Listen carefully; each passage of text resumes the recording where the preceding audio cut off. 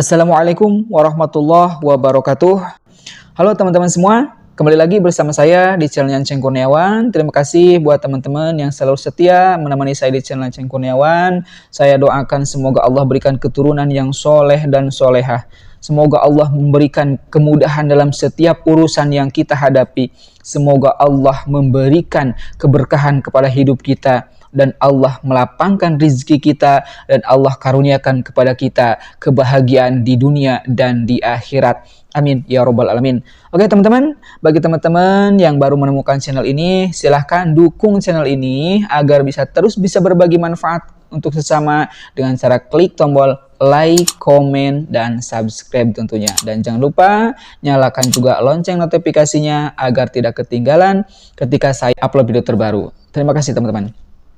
Baiklah teman-teman, pernah nggak teman-teman merasakan seperti ini? Saya nih sudah bekerja siang malam, banting tulang, kerja keras tiada henti, tapi kok saya rasa hasilnya mana? Pernah nggak teman-teman merasakan seperti itu? Memang nih teman-teman, ada kalanya seseorang itu merasa sulit rezekinya, bertahun-tahun tidak mendapat penghasilan. Padahal telah berusaha, ada yang mencari pekerjaan namun selalu ditolak.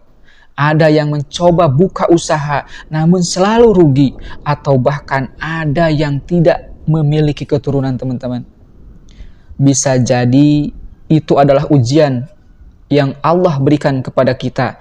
Namun jika kita pernah melakukan perbuatan dosa, bahkan bertumpuk-tumpuk, tidak pernah bertobat, maka itu adalah hukuman yang Allah berikan kepada kita teman-teman semua. Segeralah kita bertobat dan memohon ampun kepada Allah Subhanahu wa Ta'ala. Dalam kehidupan sehari-hari, tidak jarang seseorang melakukan perbuatan yang tanpa disadari, teman-teman ya, tanpa kita sadari, ternyata perbuatan tersebut, kebiasaan tersebut yang sering kita lakukan, itu akan menghambat datangnya rezeki kepada kita. Bila mana di antara kita nih ada yang melakukannya teman-teman, segera kita tinggalkan perbuatan tersebut, segera kita tinggalkan kebiasaan-kebiasaan tersebut dan bertobatlah kepada Allah Subhanahu wa Ta'ala. Oke teman-teman, di video kali ini ada beberapa perbuatan, kebiasaan atau pekerjaan kita yang sering kita lakukan yang bisa menghambat datangnya rezeki kepada kita. Yang pertama teman-teman, lalai dalam sholat. Coba kita koreksi diri kita masing-masing. Apakah sudah benar kita menjalankan ibadah sholat yang 5 waktu? Apakah sudah komplit dari mulai subuh, zuhur, asyar, maghrib, isya? Apakah sudah full kita bisa melakukannya dengan baik? Kadang subuh kita kesiangan, zuhur lagi di tempat kerja, asar kita lagi pulang kerja di perjalanan, maghrib kecapean, isya kita ketiduran. Lalu di mana sholat kita teman-teman? Ada nggak yang seperti itu? Atau kadang kita bisa sholat duhur, asar ketinggalan, maghrib bisa kita melaksanakan maghrib, isyanya ketiduran. Atau istilahnya kita sering bolong-bolong sholatnya teman-teman semua. Kita koreksi diri kita. Apabila kita masih sering lalai dalam sholat, ini diantaranya teman-teman yang akan menghambat datangnya rezeki kepada kita. Mengapa demikian? Karena sholat itu merupakan gambaran ketakwaan kita kepada Allah Subhanahu wa Ta'ala. Dan yang namanya takwa, ketika kita bisa takwa kepada Allah Subhanahu wa Ta'ala, sebagaimana diterangkan dalam Al-Quran, yaitu wa may yattaqillaha yaj'al lahu makhraja wa yarzuqhu min haitsu la yahtasib. Barang siapa yang bertakwa kepada Allah Subhanahu wa Ta'ala, maka akan diberikan jalan keluar dari setiap kesempitan dan akan diberikan rizki dari arah-arah yang tidak disangka-sangka. Tuh kan teman-teman? Kalau seandainya kita bisa takwa kepada Allah, insya Allah akan diberikan jalan keluar ketika kita menghadapi kesulitan. Kita akan diberikan rizki dari arah yang tidak kita pernah menduga-duganya. Sebaliknya, kalau kita lalai dalam sholat, kita tidak mau melaksanakan sholat, atau kita asal-asalan sholat, bukan di awal waktu, di tengah, di akhir, atau bahkan hampir habis waktunya, kita baru melaksanakan sholat. Di mana kita mau dikasih rizki oleh Allah? Di mana kita mau dilapangkan rizkinya? Di mana kita mau diberikan jalan keluar dari setiap kesempitan yang kita rasakan?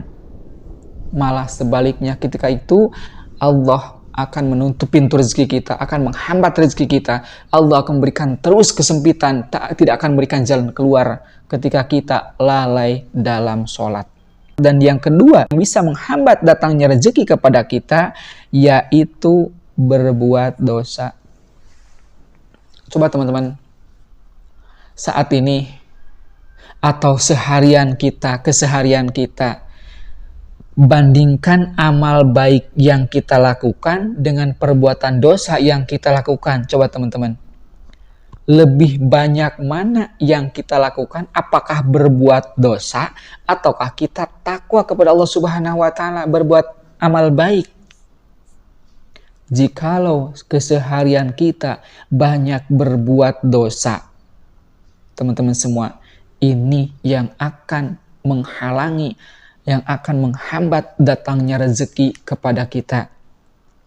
Ada satu ungkapan teman-teman, kalau seandainya kita ingin dimanja, ingin dimuliakan oleh Allah Subhanahu wa taala, maka jangan berbuat dosa.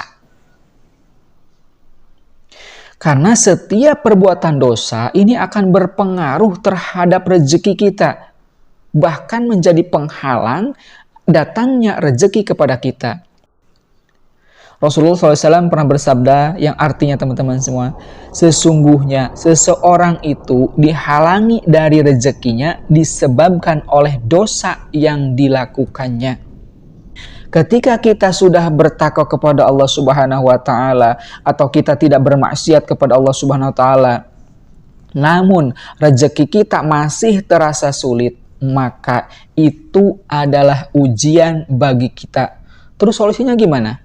Solusinya adalah sabar dan tingkatkan ketakwaan kepada Allah Subhanahu wa taala, bertawakal sepenuhnya kepada Allah Subhanahu wa taala.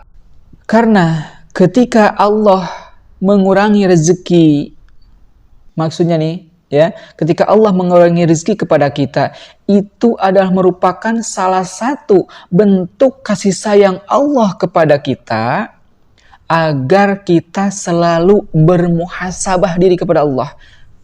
Karena yang namanya rezeki itu tidak hanya berkaitan dengan uang, barang saja, tapi kita diberikan kesehatan, kesempatan, ketenangan hati, serta anak yang soleh. Itu juga merupakan bentuk rezeki yang lebih besar daripada uang dan barang. Yang selanjutnya, yang ketiga, malas bangun pagi. Coba teman-teman, di antara kita nih, siapa yang malas untuk bangun di pagi hari? Teman-teman, yang namanya waktu pagi ini adalah waktu yang penuh dengan berkah. Maka, manfaatkan waktu pagi ini dengan sebaik-baiknya teman-teman semua. Rasulullah SAW mendoakan keberkahan waktu pagi untuk umatnya. Beliau bersabda yang artinya, ya Allah, berkahilah umatku di waktu paginya.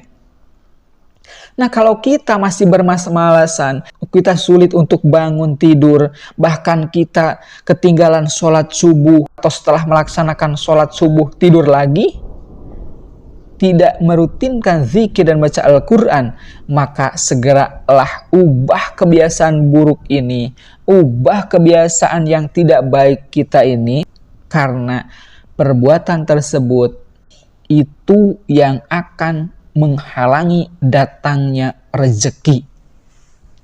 Selanjutnya, yang dapat menghalangi rezeki datangnya kepada kita, yaitu bermalas-malasan. Mungkin ini yang sering kita lakukan. Kita bertakwa udah, kita tidak pernah berbuat dosa, bangun pagi kita oke, tapi nih teman-teman, kita ini masih merasa bermalas-malasan. Ini pun akan menghambat datangnya rezeki kepada kita. Ini adalah satu kisah Imam Ahmad yang pernah ditanya mengenai status seseorang yang kerjanya tuh hanya duduk saja di rumahnya atau hanya berdiam di rumahnya, di masjid atau di rumahnya. Dan seorang ini berkata, aku tidak mau bekerja dan hanya mau menunggu sampai rezekiku datang. Ada gak di antara teman-teman yang seperti ini? Bermalas-malasan, hanya diam di rumah, duduk di rumah tanpa bekerja dan hanya ingin menunggu sampai rezekinya datang. Ada nggak teman-teman? Lalu ini kemudian Imam Ahmad berkata, orang ini benar-benar jahil. Padahal nih Rasulullah SAW telah bersabda, seandainya kalian benar-benar bertawakal kepada Allah, tentu kalian akan diberi rizki sebagaimana burung diberi rezeki. Ia pergi pada pagi hari dalam keadaan lapar dan kembali pada sore hari dalam keadaan kenyang. Tuh teman-teman, lihat aja, burung saja berikhtiar untuk memenuhi kebutuhannya. Maka jemputlah rezeki kita, yaitu dengan ikhtiar, dengan berusaha dan tawakal. Hasil akhirnya kita serahkan sepenuhnya kepada Allah Subhanahu wa Ta'ala.